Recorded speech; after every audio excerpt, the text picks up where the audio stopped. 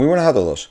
Continuamos con el tema de las sucesiones y ahora vamos a ver una en particular. Vamos a ver realmente dos que se llaman progresión aritmética y también otra que veremos en un vídeo posterior que se llama progresión geométrica.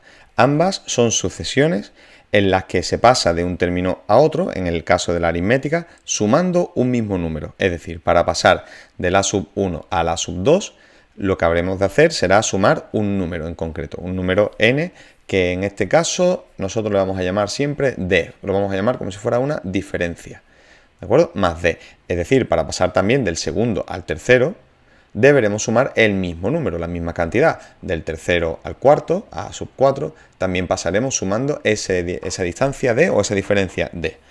Por ejemplo, en el caso que tenemos aquí, en las siguientes sucesiones, vamos a ver que se cumple que son progresiones aritméticas, en el sentido que empezamos, por ejemplo, en la primera con el número 2, para pasar del 2 al 5, lo que hemos hecho ha sido sumar 3. Del 5 al 8, lo mismo, hemos sumado 3, sumado 3, sumado 3 y así sucesivamente.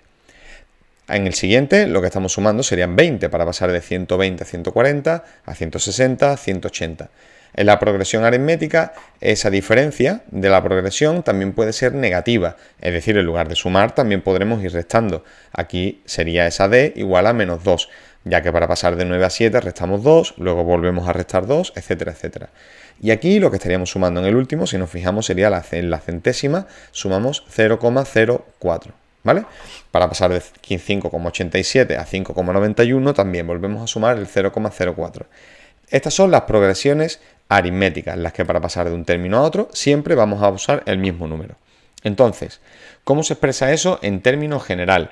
Para calcular cualquier término de la sucesión aritmética podemos usar esta fórmula, es decir, si conocemos solamente el primer término y también conocemos cuál es esa diferencia entre uno y otro, vamos a poder calcular cualquier término de la sucesión, absolutamente cualquiera. Si desarrollamos un poquito esto, vemos que el a sub 1 de la primera sucesión que teníamos aquí, de la primera progresión aritmética del apartado A, era igual a 2. Y vemos que la diferencia es 3, esa d es igual a 3, o más 3 si queremos ponerle, ¿de acuerdo? En realidad si es más, no debemos ponerle tampoco el signo. Esa diferencia es 3. Pues usando esta fórmula, vamos a comprobar que vamos a poder calcular cualquier término de la progresión en cualquier situación, sin necesidad de conocer ningún término más, solamente con el primero y con la diferencia. Por ejemplo, si quisiéramos conocer cuál es el término 1, 2, 3, 4, 5, 6, el término 6, el a sub 6, vamos a decir que ese 6 es nuestra n. Como a sub n es igual a toda esta fórmula, vamos a ir sustituyendo los valores para ver qué es lo que nos da.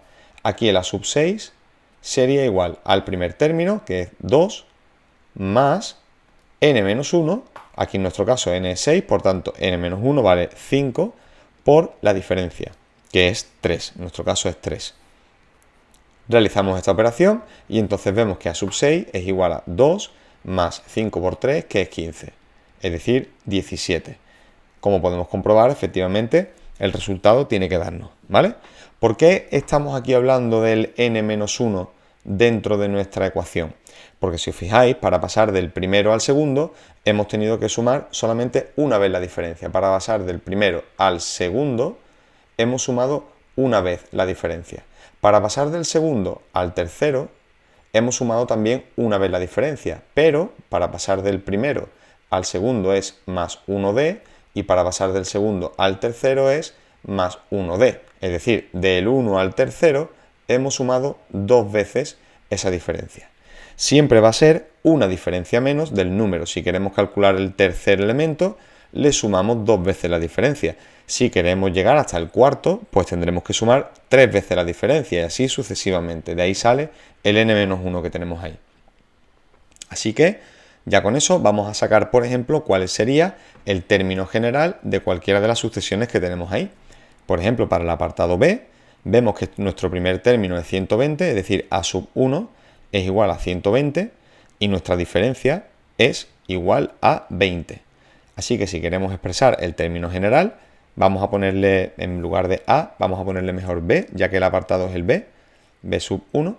Así que la B sub n, el término general, podría expresarse como el primero de los términos, es decir, 120 más n menos 1 por la diferencia, que en nuestro caso sería 20 por 20.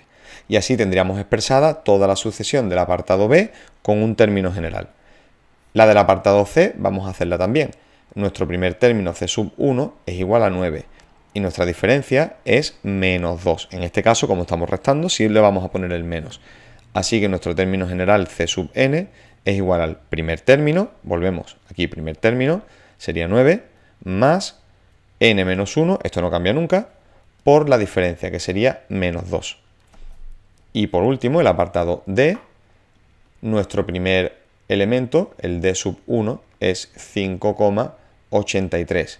Y nuestra diferencia, que sería D general, es 0,04. Así que el término general D sub n es igual a 5,83, primer término, más n menos 1 por la diferencia, que es 0,04. Y así tendríamos expresadas todas en el término general. Además de calcular cualquier término, vamos a poder también hacer una suma mediante una fórmula de los n primeros términos. Nos imaginamos que, por ejemplo, queremos sumar de la primera de las relaciones que teníamos, la consultamos arriba un momento, era la sucesión 2, 5, 8, 11, 14, etcétera, etcétera, etcétera. Ya sabíamos que era a sub n igual al primer término, 2, más n menos 1 por la diferencia, que sería 3, lo que sumamos de uno a otro. Pues tenemos una fórmula que nos permite sumar los n primeros términos. ¿Qué quiere decir los n primeros términos? Pues si queremos calcular la suma de los 10 primeros términos, pues nuestra n sería 10. Es decir, tendríamos que tomar el primero, sumarlo con el segundo, con el tercero, el cuarto, el quinto y así hasta el décimo.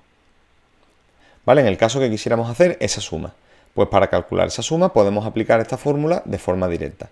Para sumar los n primeros términos necesitamos el primero, el último, multiplicarlo por tantos números como queramos, si son los 10 primeros, pues multiplicarlo por 10 y luego dividirlo entre 2.